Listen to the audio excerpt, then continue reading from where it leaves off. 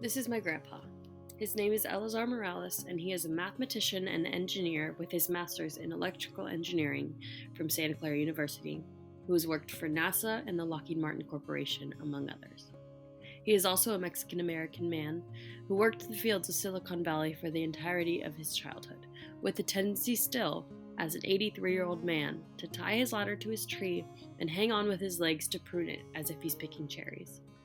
In my interview with him, he tells stories of his success through education and compares his early experiences with those of Francisco Jimenez, an immigrant and migrant farm worker who found his success and made an impact through education. All my early childhood that I recall is we were out in the fields because we were essentially in the farms and in the orchards. And the difference is that we were legal, but we were citizens already. Mm-hmm. And we weren't migrants because essentially all our work was in this valley. Where he had to travel around, we didn't have to travel. That was the big difference. The only thing different is that we didn't pick any cotton, but we picked everything else that he did. We thinned lettuce, corn, peppers, tomatoes. In the orchards, we picked apricots, we picked prunes, we picked pears, some peaches even, and walnuts. They stopped working in the fields when his father became ill when he was in early high school, probably 16 years old or so, when he went to work in janitor. We stopped working, school came first. Our mother insisted that we attend school. Mm-hmm. I recall when we went to first grade, and I got chastised the first day at school because I spoke to my brother in Spanish, and essentially they put me in the corner as punishment. Mm-hmm.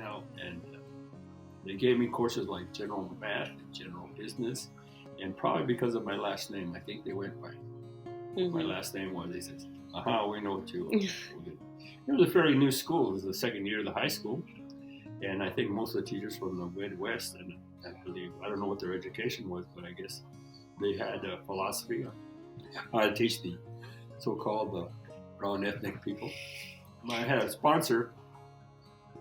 teacher with sponsor that convinced the math department to put me in the higher math. Mm-hmm. And after that, I got to thinking about how I ended up where I was. Right. And it simply took me, I had to double up on my college type courses. It was tough. I had to double up on, took geometry and algebra at the same time, those kinds of things. And then my last semester, I was president of the California Scholarship Federation. Yeah. I got a scholarship when I finished school. So I went and started at San Jose State.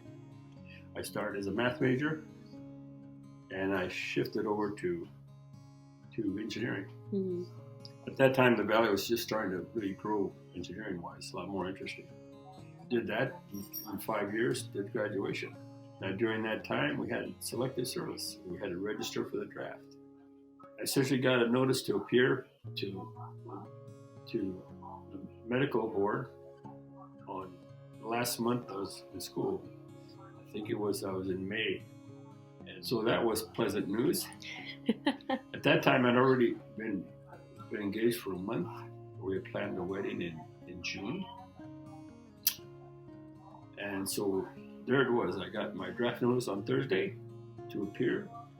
I graduated on Friday, and I got married on Saturday. And previous to graduation, I had interviewed with companies, and I had an offer from Lockheed. So went on a honeymoon, and so I came to work for Lockheed after I got out. Mm-hmm. And worked for Lockheed in their space program. I had evaluated, and during that time, I evaluated some guidance systems for a company that was selling them to the Air Force, and evaluated their systems, and that paid off because I went to work for them. By that time, I picked up my master's degree. I took on some project roles at the new company, and we had this challenge to build a system to track in 2 axes, infrared sensor track in 2 axes. And this guidance system, what it was supposed to do is to track the edge of the Earth, to essentially can control the satellite. And it was a spy satellite. can tell you now. And it was to take pictures flying over Russia. Right. I didn't tell anybody. I'm telling you for the first time. Anyway, it was a secret. All that was top secret. All the Air Force job was top secret. I couldn't discuss that with anybody, even at home. So they didn't even know what I was working. Most interesting job I had was in the mid-70s.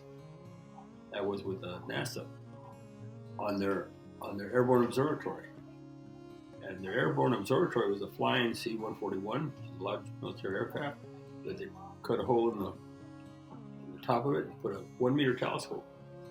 And the whole purpose was to do infrared research. A lot of places, I went to Europe, I went to London, I went to Wales. I went to Wisconsin, Madison, in that area. I went to New York, went to visit Washington, D.C., went back east. Went to Hawaii that time, I spent 3 months there. I took the family there for 2 months. And other companies.